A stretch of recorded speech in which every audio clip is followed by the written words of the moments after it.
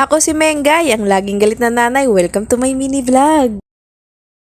Hello mga kumare! Pagsikat pa lang ng araw nag-aasikaso na nga ako ng almusal ni Bunso para meron laman ang sikmura niya pagpasok niya sa eskwelahan. Ngayong araw pala si Tatay Alex niyo munang nagatid kay Bunso dahil nga masama ang pakiramdam ko. Pero kahit na may nararamdaman ako hindi ko nga matiis na hindi maglinis dito sa bahay. Parang lalo ko nagkakasakit pag hindi ako kumilos o kaya hindi ko man lang mahawakan yung walis at mapunasan yung sahig namin. Ay, ewan ko ba talaga mga mare, naging sakit ko na talaga to kahit nga sa sobrang sama ng pakiramdam ko kikilos at kikilos talaga ako para lang malinisan itong munting bahay namin. Pag natapos ko naman na lahat ng gawain ko doon na nga lang ako magpapahinga. Naisipan ko na nga rin pala magpalit nitong kurtina namin dahil nga sa sobrang alikabok nagkaroon nga ako ng sinus kaya ito masama talaga ang pakiramdam ko. Lilinisan ko na nga rin tong exhaust fan namin dahil nga puno na rin siya ng alikabok. Tapos isasabay na nga raw ng biyanan ko sa pagpapagawa kasi nga madali nga tong mahulog. Nilagyan ko lang siya pang samantala dun sa gilid niya ng tiles, tas dun sa ibabaw niya foam para nga hindi madaling malaglag. At tignan nyo naman kung gaano talaga kakapal yung alikabok nitong exhaust fan namin, kaya nga siguro sinus talaga ako at sobrang sakit talaga ng ulo ko ngayon mga mare. Mabilis lang ang paggawa ni kuya dyan, nilagyan niya lang ng kahoy yung bawat kanto, tas pagkatapos niya ito nga nagwalis na nga ako mga mare. Sobra ko palang nagustuhan tong walis at daspan na nabili ko sa Super 7 na malapit dun sa school namin. Meron siyang suklay para hindi nga magbulbul yung buhok dun sa walis nyo. Syempre, dahil mahal ko kayo, hinanapan ko kayo nito sa orange app at saka sa black app, kaya ilalagay ko na lang sa comment section yung link. O kaya ikiklik nyo lang ang yellow basket ko. At ito na nga yung pinakadahilan bakit ganado ako kahit may sakit ako.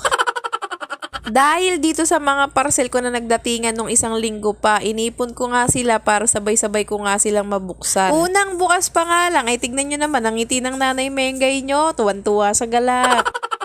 Dumating na kasi yung matagal ko nang pinapangarap na hand mixer. Nagbabalak kasi ako magnegosyo mga mare, kaya gagawa natin to ng sarili niyang review. Ang sumunod ko namang nabuksan itong condiments bottle jar na deroskas na yung takip at paniguradong hindi mamumuo ang asukal na ilalagay nyo. At pwede nyo rin tong paglagyan ng kung ano-ano. At alam nyo ba mga mare, glass ito, hindi to plastic.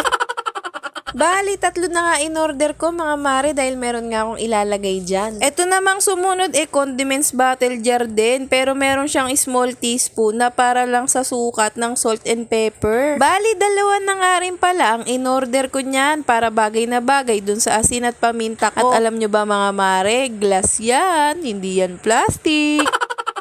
Etong sumunod ko naman na parcel mini cabinet na may 5 small drawer na pwedeng paglagyan ng gamot o kung anong maliliit na anik-anik mo. Check out ko na to kasi nga yung gamot ni Tatay Alex nyo pakalat-kalat, kaya ito bumili na ako nito para nakaayos na yung mga gamot namin dito sa loob ng bahay. Dito naman tayo sa pulang bag na to. Ito yung mga pinamili kong gamit sa Super 7 na malapit sa school namin. Ang una kong binili doon itong rep organizer na lalagyanan ng ulam. Nabili ko lang to sa halagang 45 pesos. Tapos dahil wala na nga akong brush, bumili na rin ako nito. Nabili ko lang to sa halagang 25 pesos. Tapos ito namang ipit na aesthetic, nabili ko lang to ng 21 pesos. Tapos itong sponge na to, nabili ko lang sa halagang 15 pesos. Napakamura doon mga mare. At nakabili na nga ako nito yung aesthetic na paso. At overall na nagastos ko dyan, pati doon sa mga parcel ko, kinita ko lang sa pag-a-upload ko mga mare. Kaya maraming salamat doon sa mga bumibili sa mga nilalagay kong link sa comment section. Hanggang dito na lang muna aking video mga mare. Magkita-kita tayo sa susunod mini vlog. Bye!